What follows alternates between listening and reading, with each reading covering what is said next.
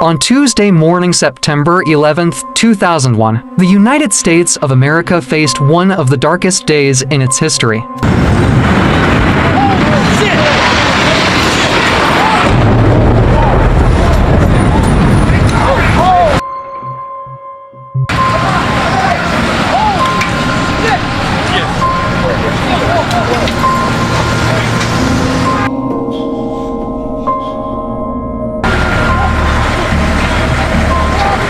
September 11, 2001 was a day of devastating loss. The coordinated terrorist attacks led by Osama bin Laden had killed the lives of more than 2,977 innocent people, marking it as one of the deadliest days in American history. But decades later, CIA found the active location of Osama bin Laden, and on the night of May 1, 2011, a team of elite Navy SEALs, known as SEAL Team 6, launched Operation Neptune Spear. In the operation, bin Laden was shot and killed, and his body was taken into custody, confirmed through DNA testing, and buried at sea in accordance with Islamic traditions. The man who came to symbolize this unimaginable act of terror was Osama bin Laden. But in the shadows, behind the scenes, the CIA found another mastermind, a man whose intellect and ideology fueled the fire of global jihad, and the right-hand man of Osama bin Laden, Ayman al-Zawahiri.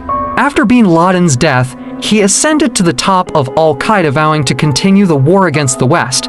His years as the second-in-command had prepared him for this moment. With his calculated mind and relentless dedication, he became the new leader of the world's most dangerous terrorist organization, determined to keep its vision alive. The CIA knew the significance of his role.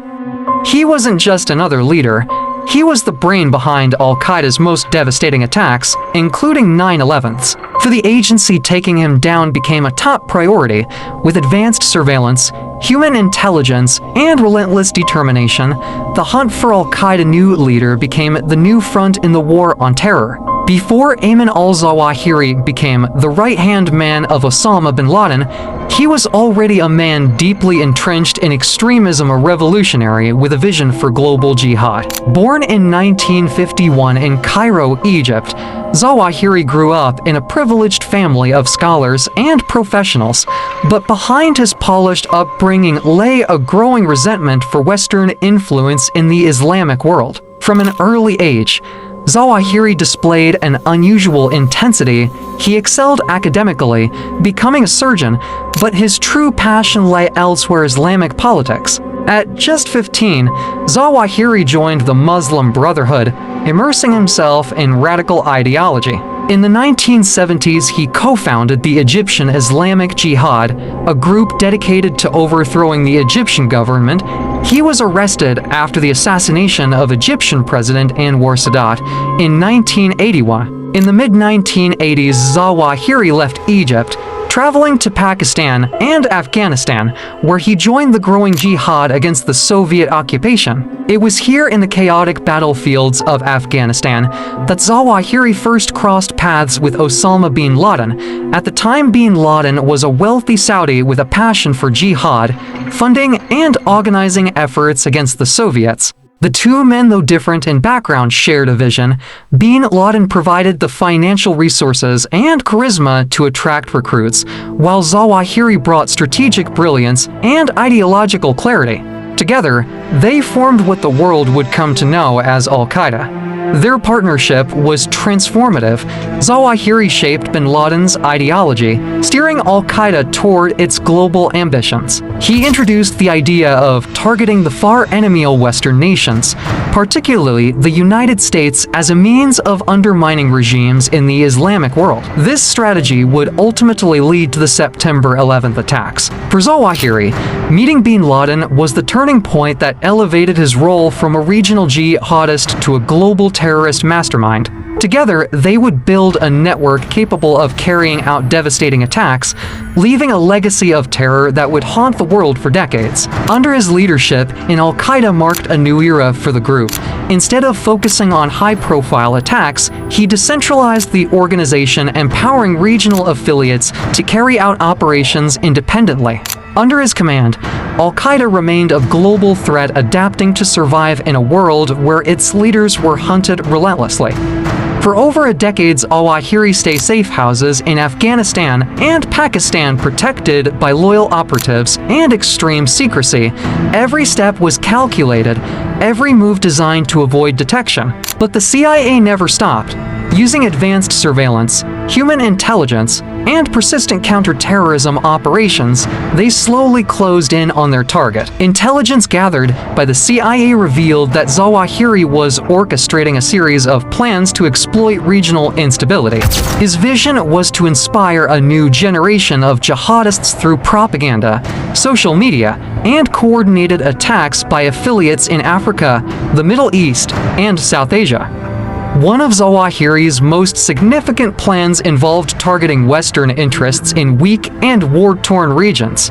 By infiltrating countries like Yemen, Somalia, and Mali, Al-Qaeda aimed to establish strongholds where they could recruit, train, and launch operations.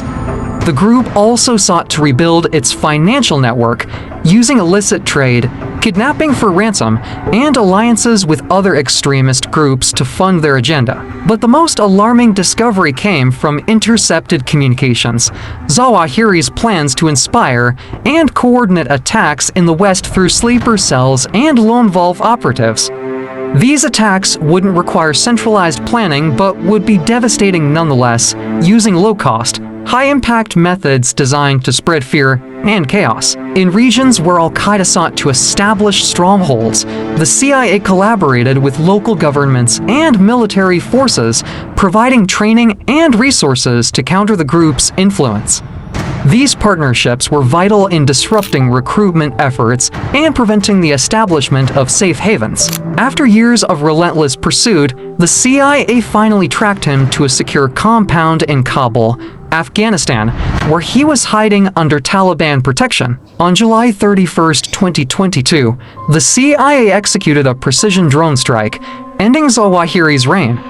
The operation marked a turning point in the fight against Al-Qaeda, but it also served as a stark reminder that ideology Zawahiri nurtured still lives on in the shadows. They minimize the risk of harm to other civilians. And 1 week ago, after being advised that the conditions were optimal, I gave the final approval to go get him. And the mission was a success. With Zawahiri gone, Al-Qaeda remains fractured, but not defeated. The CIA continues its mission to dismantle the remnants of the group, knowing that the battle against extremism is far from over. Zawahiri's vision may have been cut short, but the fight to prevent the next big plan is a never-ending challenge.